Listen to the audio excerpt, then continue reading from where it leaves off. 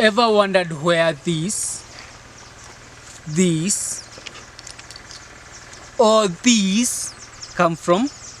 Obviously, not my pocket. Come, let me show you where they come from. Some of these items, such as chrome vanadium, gold, silver, and copper, are actually mined, if not from the surface of the earth, underneath the surface of the earth. Mining is not just about digging rocks.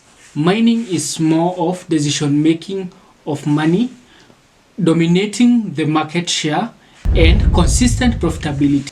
What are surface mines?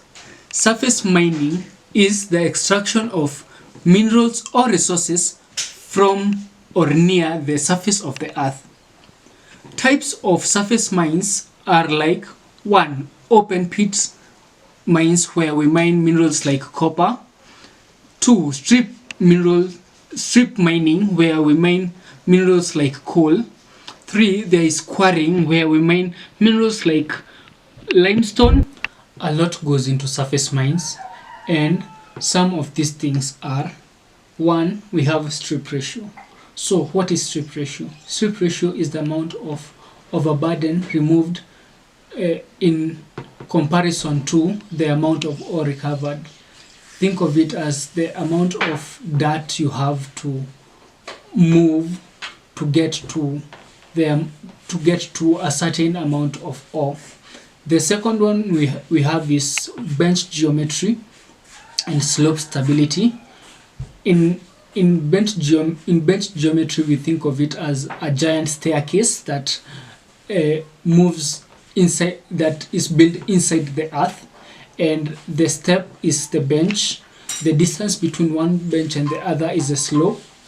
And here we mostly talk about our geotechnical stuff, where the stability of the bench is determined by things like weather conditions, if there is water seepage.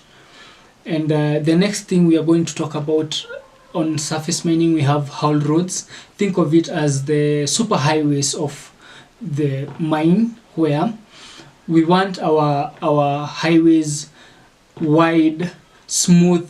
If the highway is too sharp or too bumpy, we use more energy, so we want our haulage ways to be smooth, and so that we can get the ore faster to the production team. The next thing we are going to talk about on surface mine is water management, and here we talk about dewatering systems, where when we have a mine in areas where water comes from the ground, like springs, and runoff water from the rain is on top, that makes that surface mine a little bit tricky for us to deal with, where we can't access the ore due to water. So for surface mining, we mostly deal with strip ratio, bench geometry, haulage, water management, and grade control. Have we talked about grade control? Grade control is where in a mine we have places where ore is at, say, okay, in the earth we have ore. This ore is not evenly distributed. We have ore that we want very much, like 100% ore, and then we have ore that is not of good quality, depending on the geological circumstances under which the ore was formed under. Grade control is where we blend the very good ore that we want and the less good ore that we want to get a blend where we can sell at an economic value and still make profit. 2, to support the roof, so that it doesn't collapse. The second one we are going to talk about is cut and fill type of underground mining. Cut and fill, we extract the mineral and then we later come and fill it with waste and tailings. This works best in minerals that exist in veins like gold and silver, where we extract the ore, and after we are done with a specific vein, the waste that we recovered out of extracting, we return it back and fill the vein. This is an advantage because we, at the same time, you are taking care of the waste and we are taking care of the environment. The third type of underground mine we are going to talk about is sub-level stoping, where we blast the ore and we extract the ore, leaving behind open stopes.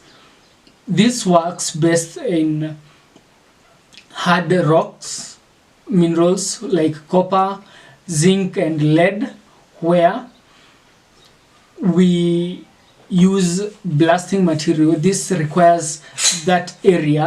This is actually a disadvantage to them because the area which you are mining that ore has to be geologically stable enough to be able to withstand the blast and the vibration so that it doesn't cave in.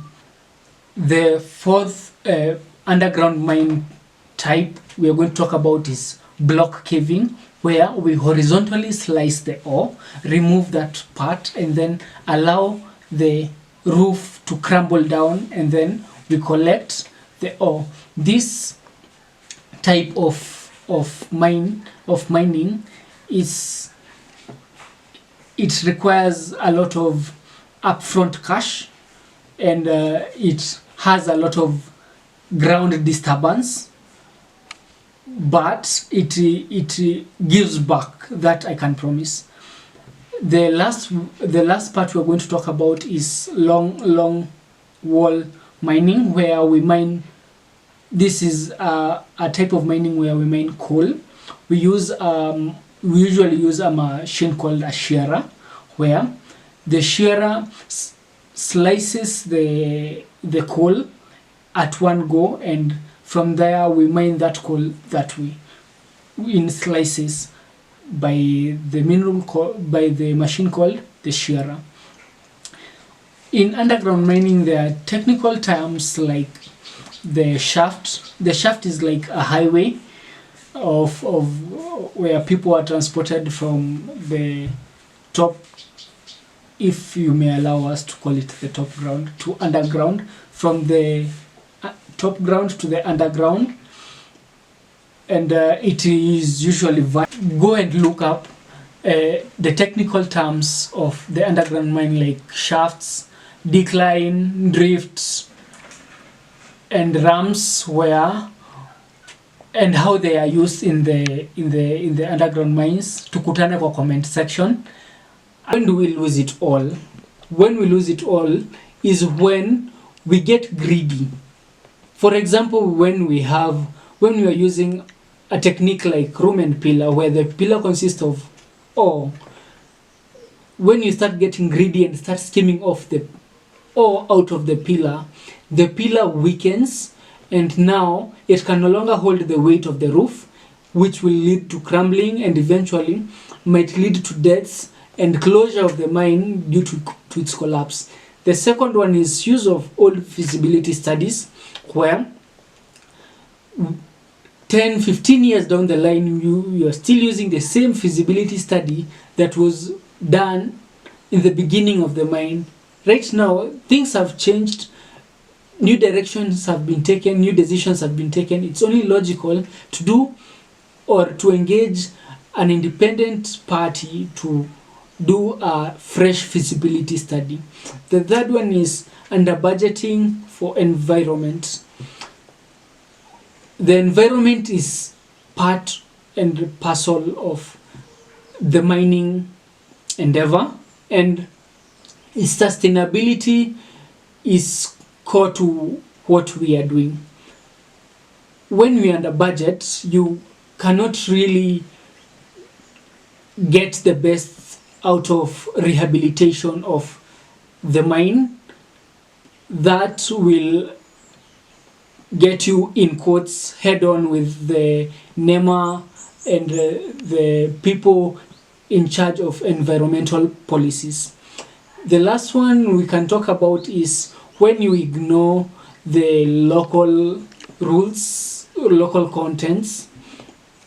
You'll also get yourself in trouble where it can lead to closure of the mine.